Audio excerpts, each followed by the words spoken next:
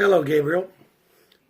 Excuse my voice a little bit. I'm just getting through a bout of laryngitis, and you've asked me to put together a video explaining my interest in the role of Gabriel or Johannes on the in Farewell Again. Trying to put that together is somewhat complicated. You have to understand that I've been, through the course of my life, someone who has been dedicated to helping people in many ways. I was a former senior vice president for the Macy organization, and one of those individuals who was tasked or dedicated with helping people formulate ideas, strategies, etc. for business. But in many ways, I help people in personal aspects, both in resolving some issues around fundamental ethics and more. And I was able to provide counsel, and counsel in many ways, both in terms of ethical, sometimes spiritual counsel, and in other methods, other ways.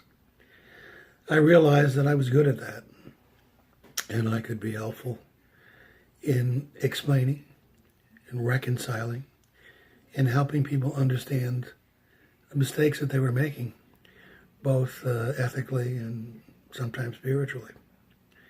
And I was good at that.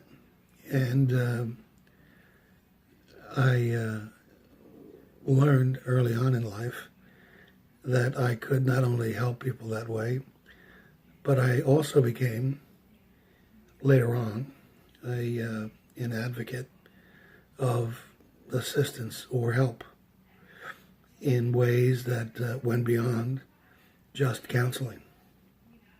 I understood that in many situations, in many ways, that there were some people who were just not ethical, reasonable, nice.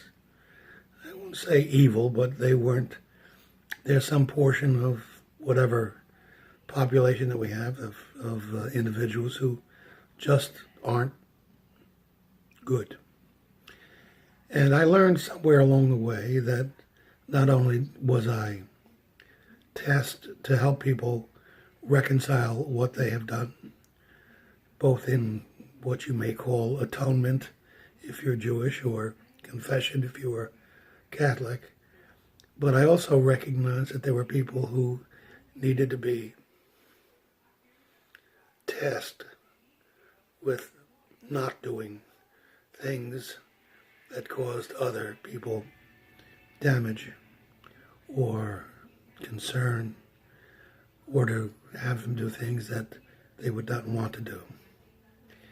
I learned somewhere along the way, though I was not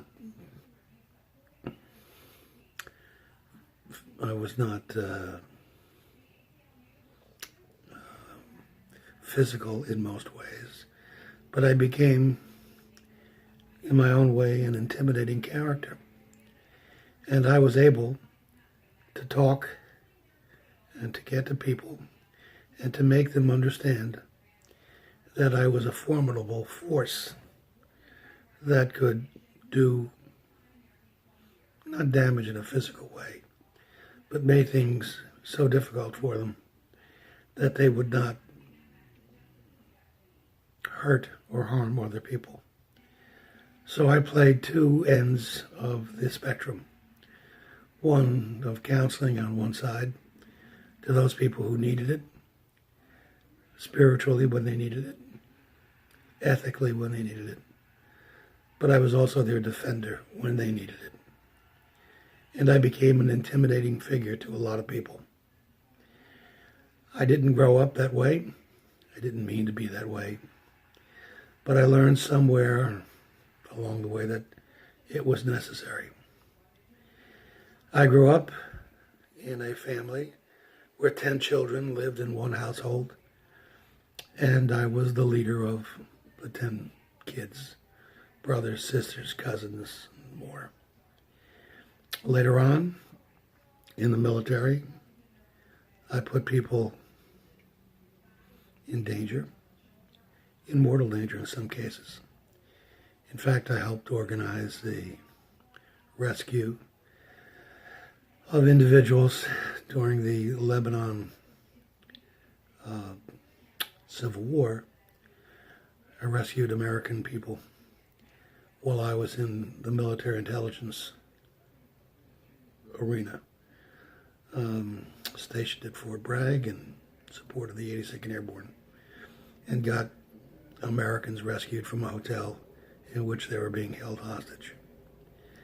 I knew how to take care of people. I knew how to save them.